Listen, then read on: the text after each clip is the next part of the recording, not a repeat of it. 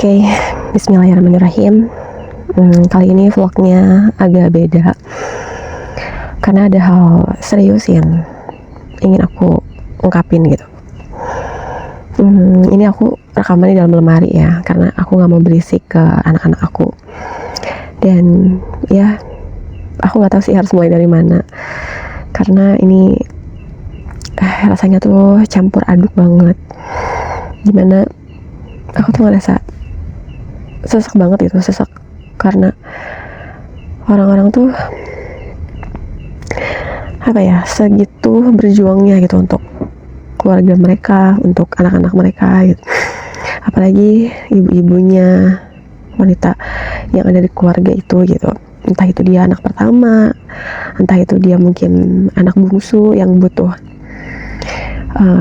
pengakuan lah dari keluarganya, sampai mereka harus banting tulang segala macam. Dan ya aku juga ngerasa ya sebagai sandwich generation yang harus ada beban finansial yang kami tanggung di keluarga gitu. Ya aku tuh relate banget gitu sama apa yang mereka rasakan dengan semua kepedihan dan perjuangan mereka. Dan sebelumnya aku mau turut berduka cita dulu buat musibah yang terjadi. Aku nggak tahu ya kenapa Allah tuh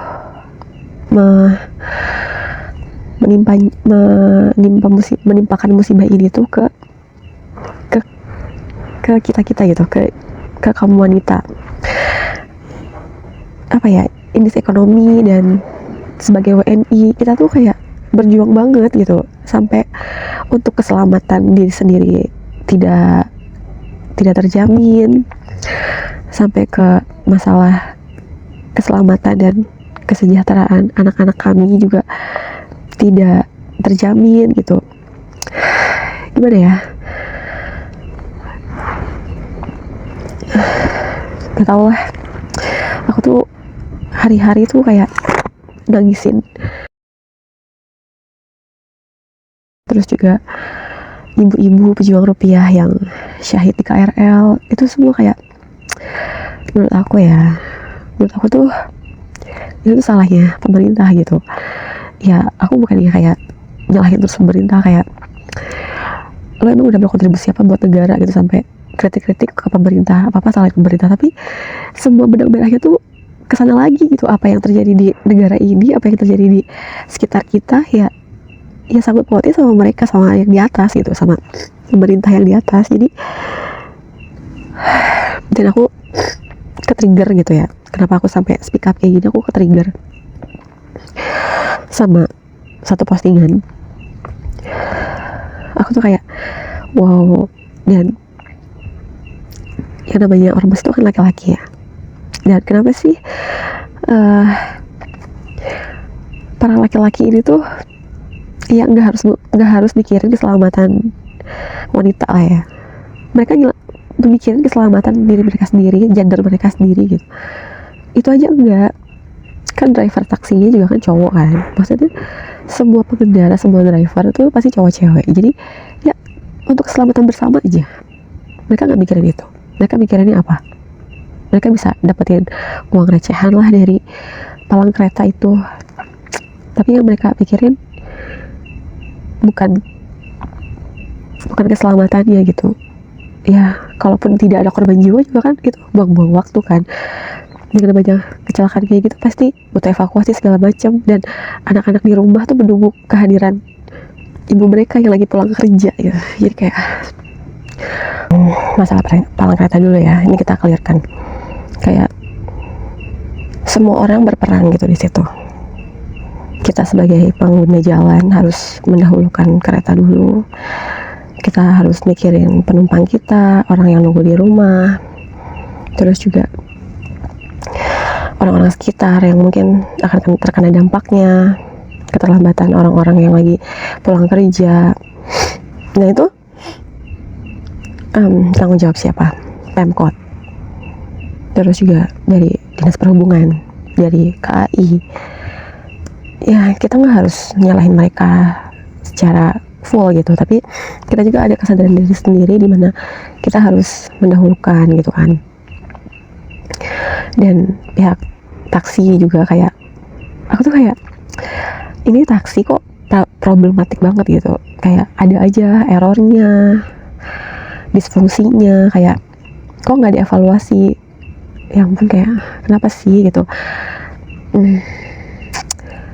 Maksudnya kan ini armada umum ya, kayak semua orang tuh ingin pakai, dia juga kan mau lakukan, dia juga mau manjang gitu perusahaannya, ya kasihlah pelayanan terbaik, kasihlah kayak jaminan keselamatan untuk penumpang, untuk ya driver. Ya kan kalau armada mereka, unit mereka rusak juga kan mereka yang rugi gitu. Kenapa mereka tuh nggak mikir untuk ke situnya aja minimal gitu ya, biar minimumnya gitu. Dan perasaan aku ini tuh kayak tervalidasi sama postingannya ini ya. Ya ini ya, kayak ini adalah satu bukti dimana aku tuh nggak selalu kayak nyalahin pemerintah mulu, nyalahin orang-orang mulu. Kayak musibahnya juga kan bukan nimpa ke aku, tapi aku tuh ngerasa relate itu gitu, yang aku jelasin di awal.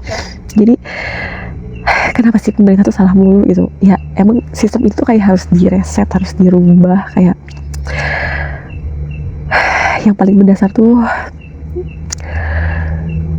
ya di otak aku tuh ya, yang paling fundamental yang harus diubah dari semua ini tuh ya, selain coba aja kalau pemkotnya kayak gini, coba aja di sub gini, KAI gini, pihak taksi gini. Dan yang paling fundamental tuh coba aja perempuan tuh gak kerja gitu. Kayak gaji suami lebih, harga-harga gak mahal, pendidikan gratis, kesehatan gratis, dimana nggak jadi beban ke para keluarga ya. Kayak imunisasi, makan sehat, semua itu terjamin dari gaji suami, cukup gitu. Lapangan pekerjaan terbuka lebar, kesejahteraan terjamin.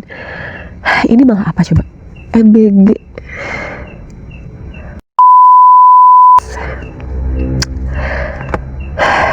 Tapi di sisi lain, di dimensi lain, politik gak ngaruh di kehidupan lu. Kata gue kayak, hello, lu makan tempe, lu beli pulsa hari ini, lu pakai internet hari ini kan, lu beli kuota, itu semua regulasinya siapa yang ngaturin? Pemerintah. Kenapa ada sinyal internet di daerah rumah lu? Ya itu karena ada tower di dekat rumah lu. Siapa yang bikin regulasinya? Pemerintah. Ya maksudnya hal-hal sekecil itu tuh yang ngatur itu pemerintah gitu. Tapi lu bisa-bisanya bilang politik gak ada hubungannya di kehidupan lu. Kayak lu jangan hidup lah di dunia gitu. Kalau mau ya udah hidup di gunung sendiri, dan gunungnya punya siapa? Punya pemerintah. Gak bisa, semuanya tuh udah aturan mainnya kayak gitu. Makanya aku tuh kayak, kalau kalian nonton Ben Sreya ya, itu tuh udah paling bener kalian dengerin dimana pemerintah seperti apa sih yang harus kita pilih gitu. Nah itu ada di situ jawabannya. Jadi kan harus nonton, kalian jangan sampai kayak ke distract sama apa ya, kasus-kasusnya, sama apa, pokoknya kalian dengerin inti dari Ben Sreya itu. Dan itu tuh ngejelasin gimana sih kita harus memilih pemimpin yang seperti apa sih pemimpin yang harus kita pilih. Dan ya jangan bodoh-bodoh lah kalian tuh jadi rakyat WNI ini ya, please ya. Dan balik lagi ya, ini kalau ekonomi stabil, gimana kita tuh sejahtera gitu ya, kita nggak, perempuan tuh nggak harus kerja kan jadinya. Kita tuh nggak harus kayak, aduh biaya SPP kurang nih, cari kerja affiliate konten gitu. Nggak ada tuh pikiran-pikiran kayak gitu. Jadi apa? Jadi perempuan tuh bisa full ngurusin anaknya di rumah, bisa full ngelayanin suaminya. Jadi gak ada tuh istilah suami selingkuh karena istri terlalu independen. Gak ada tuh istilah anak yang ngurusnya babysitter karena istrinya cari uang. Ya itu karena apa? Karena ekonomi kita gak stabil. Jadi perempuan harus ikut cari tambahan gitu. Nah, untuk kita bisa kerja, ya balik lagi ya, anak habis siapa yang pegang? Kan gak semua keluarga ada orang tua atau ada nenek kakeknya gitu. Gak semua anak punya nenek kakek, dan gak semua orang bisa nge-hire IRT gitu. ART. Maksudnya kayak mungkin kurang kepercayaan lah kalau misalnya rumah ditinggalin sama yang bukan keluarga atau yang orang lain gitu. Mungkin kayak ada privasi yang nggak bisa mereka masukin orang luar ke rumah itu. Jadi apa? Pilihannya adalah anak dititip ke daycare. Daycare-nya pengasuhnya nggak punya otak, yayasannya nggak punya otak, belum lagi itu tempat cuci uang dari adalah pokoknya instansi pemerintahan. Apa sih di dunia ini tuh? Kalian tuh nyari apa gitu? Anak-anak kalian apa ya? Itu anak kecil loh. Aku punya anak kecil. Aku juga punya bayi di rumah. Aku jadi ngerasain gimana tersiksanya ibu-ibu itu yang harus ngerasain sakit karena anak ini jahatin sama orang jahat kayak kalian.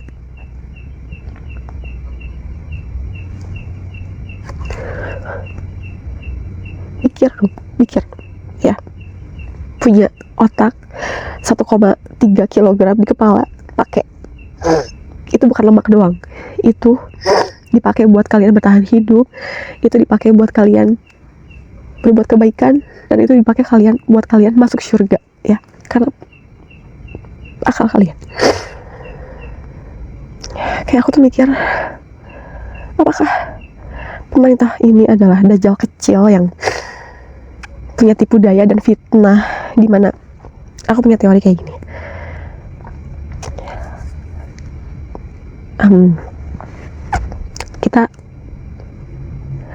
kita punya dapur MBG aja satu. Wow, sejahteranya Masya Allah ya, dapat 6 juta sehari, terus bagian cuci ompreng dapat 7 juta per bulan gitu. Masya Allah ya, kayak sejahtera banget. Apalagi dapat motor, dapat rumah subsidi, pokoknya Masya Allah tabarakallah gitu ya kalau kita kerja di MBG. Tapi kalau kita nantang MBG, apa yang kita dapat? Susah, apa-apa mahal, inflasi makin gede. Kayak inget ya, fitnah dajjal itu apa? Surganya dajjal, nerakanya Allah. Nerakanya dajjal, surganya Allah. Ya sama kayak gini, kayak tipe muslihat ya sih gitu ya. Maksudnya kayak sama aja, pemerintah juga bikin kita jadi miskin, bikin kita jadi susah cari uang. Dimana kita lagi susah-susah gini cari uang, ya udahlah kita cari uang sebisa kita gitu. Ya udah, selagi kita cari uang, aku mau nitipin dulu anak aku di daycare. Daycare-nya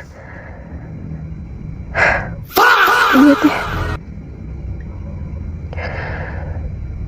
apa coba sebagai warga plus 62 ini kita harus seperti apa gitu? Apakah ini sebagai jalur VIP kita masuk ke surga karena kita terlalu berani atau gimana? Ketahulah, pokoknya aku tuh kayak kalau bisa berpesan gitu untuk para calon CEO, entah itu dari gen milenial atau gen Z atau gen alpha. Aku sih pengennya apa ya, ada satu kebijakan dimana di tempat kerja atau di kantor tuh ada satu ruangan untuk anak-anak main gitu. Jadi ibu-ibu yang bekerja tuh bisa naruh anak mereka di situ gitu. Dimana di situ ada pengasuhnya, jadi kita bisa ke pengasuhnya tuh terawasi juga sama kita gitu. Jadi ya, soalnya aku tuh ngerasain lah kalau misalnya kalau misalnya kita kerja dan anak kita ditinggal tuh kayak, anak kita udah makan belum ya, anak kita udah tidur belum ya, tidurnya gimana, susah nggak ya, itu tuh nggak tenang gitu. Dan